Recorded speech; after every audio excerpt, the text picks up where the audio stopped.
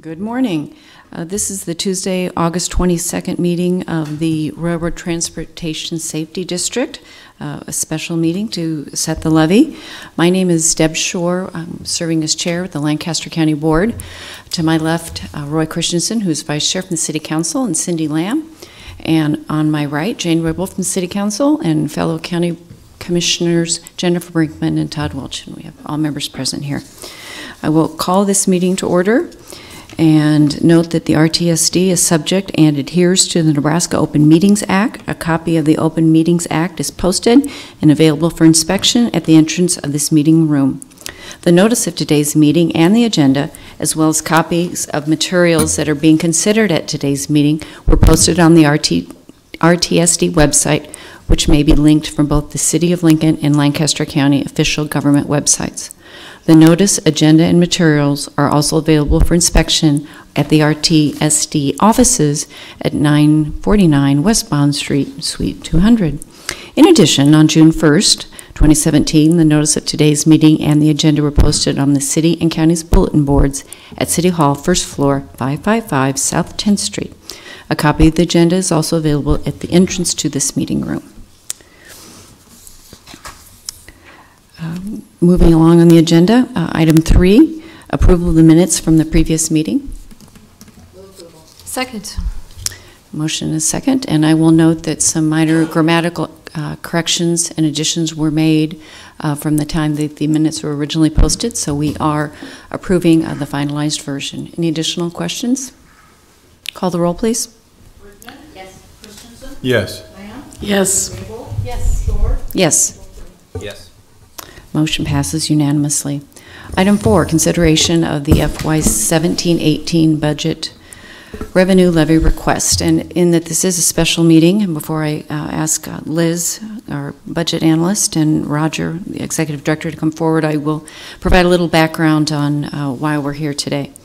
At its June 5th, 17 meeting, the RTSD board approved the proposed budget, 12-year capital improvement program, and the cash flow projection as presented, and requested a preliminary supporting levy from the Lancaster County Board in the amount of .023 per $100 of actual valuation.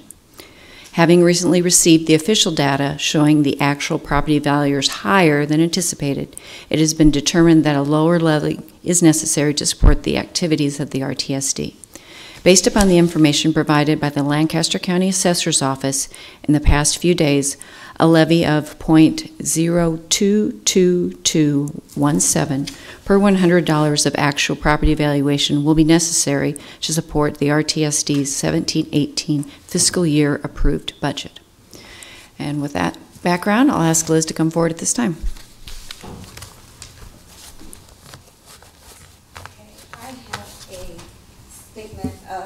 Cash flow projections that show what will happen with the 12-year CIP with a levy of 2.2217 over the next 12 years. Did I take 2? Okay. Sorry about that. And this information will be available on the website. It was not linked to the original agenda as the numbers were just received late Thursday.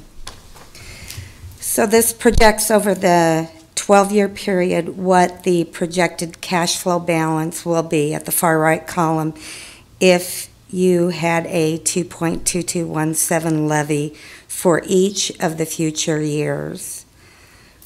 It does use some estimates with valuations. The current year valuation, of course, is in at 8.7% increase. The reval years are estimated with a 5% increase. Non-reval years are at 2% increase. And then the 12-year CIP is shown in the column under capital project expenditures. Operating expenditures are estimated at a 2% increase every year. So at the end of 12 years, even with the lower 2.2217, you would have an ending balance of $21,842,996. That does include the $10 million that you will be paying in the next few days for the project, with another $10 million payment in a year, and the other 33rd and Cornhusker project. All of the projects that are scheduled so far in that CIP of $75,670,000 is included in this projection. Questions for Liz? Okay, seeing none. Roger, would you give us a little bit of background on flexibility that we still would have for either potential projects, unforeseen projects, and while Liz mentioned those couple large projects, that budget still includes the regular operating maintenance? Yes. This cash flow takes into account the entire 12-year CIP that was presented in June for that same budget, and those projects are all fundable. There always is the opportunity, as there was late in the last fiscal year, the Jamaica Trail project came up. We added that into the CIP, adjusted the cash flow, and we analyzed whether or not that was fundable, and it was. Each year, the board considers budget, CIP, and what cash flows are necessary. Upcoming projects such as the Hobson Yard possible track relocation is not included in here other than the study money. Should a project like that or another one that might come forward, or a significant change in the cost of a particular project becomes known, at that point I would work with the accounting staff, Liz and Dennis, and we would analyze the impact to the budget and what levy would be required to support that. And so each year this board has an opportunity to not only request the upcoming year levy, but present a cash flow or accept a cash flow that could be on some other levy schedule. So while this one currently shows the 2.2217 throughout, anytime throughout the year, and certainly in June, we'd be readdressing that, and that could be changed or amended at the pleasure of this board to support the projects and the budget they want to do. Jane?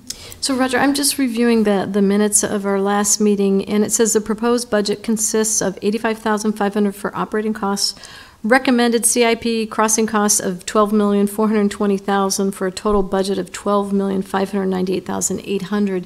And then it looks like you had a lower amount for the capital projects expenditures. Oh, but that probably excludes the $85,500 for operations? That's correct. Okay, all right. So, and we don't need to worry about the payment of $10 million in the next few days No. for your contribution to the South Beltway project. That is accounted for, and as soon as we receive that invoice, we will be issuing payment, and exciting times. Stand ready with pen in hand. Yes. Any other questions? More of a comment, basically to clarify what we're talking about for upcoming years. We do expect next year will be another revaluation for commercial property, but we have the opportunity every year to make our adjustments to the levy. Yes. And maybe for those folks that are listening, my understanding from the county board standpoint, they are financially in a situation where they are not needing or proposing to use any of that 15 cent for the local subdivisions. So the RTSD board would have the ability to consider anything from a zero levy all the way to the legislative max of the 2.6 cents at their discretion and need. Todd? Yeah, I'll just confirm that, Roger. From the county board, we've informed at least I informed the mayor that we would not need to utilize any part of the RTSD levy. So our original agreement, informal agreement, was that we would eventually restore the levy to its full amount next year. Given the increase in residential valuations, we are able to do that, fulfill that obligation this year. And so, yeah, we do not need to utilize any part of the RTSD levy. And so with that, So the decision to go back to 2.6 rests solely then with the RTSD board to be able to make that request. There are no restrictions Okay. placed on the RTSD board from the county board. Okay. You have full funding authority for the full amount. Very good. Any other questions? If Oh. not, I guess with that, Madam Chair, I would make a motion.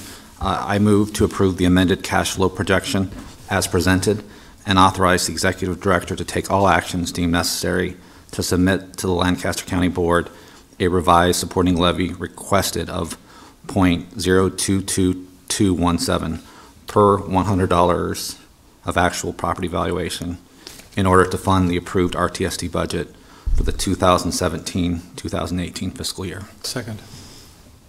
any other additional questions or comments? If not, call the roll, please. Christensen, Yes. Lamb, Yes. Riggle, Yes. Shore, Yes. Yes. yes. Motion passes unanimously. We'll give the time now for public comment. Anyone wishing to make public comment? We'll note our next meeting is September 12th at 11 a.m. in this same room. And with that, a motion to adjourn? So moved. Second. Many seconds. Meeting of 12 minutes. Call the roll, please. Lamb, Yes. Riggle, Yes. Shore, Yes. Yes. Rigman, Yes. Christensen. Yes. Thank you very much.